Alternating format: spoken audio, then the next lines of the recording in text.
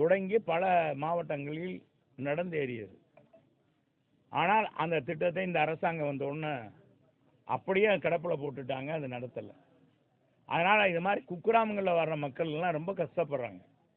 இன்றைக்கி ரேஷன் கடை இது பரவலாக எல்லா சட்டமன்ற உறுப்பினர் 234 சட்டமன்றம், ஈவன் அன்றைக்கு எதிர்க்கட்சி தலைவராக இருந்த இன்றைக்கு முதலமைச்சராக இருக்க, அன்றைக்கு குளத்தூர் தொகுதியினுடைய எம்எல்ஏவாக இருக்கின்ற முதலமைச்சர் மு.க. ஸ்டாலின் அவரிடத்திலே அன்னைக்கு நாங்கள் கேட்டோம்.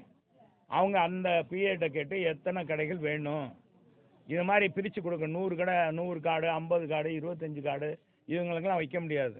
150 கார்டுக்கு குறைஞ்சு ஒரு பகுதி நேர கடை அமைக்க முடியாது என்ற சூழ்நிலை ஏற்பட்டதுனால இதை நாங்கள் கொண்டு வந்தோம் எங்கள் துறையின் சார்பாக. முதலமைச்சர் அன்னைக்கு இருந்த முதலமைச்சர் எடப்பாடியார் இந்த மாதிரி இதுக்கு ஏதாச்சும் தீர்வு காணுங்கப்பா, எதுக்கு எடுத்தாலும் பார்த்தா நிறைய சட்டமன்ற உறுப்பினர்கள் இந்த மாதிரி கடைகள் தான் கேட்குறாங்க.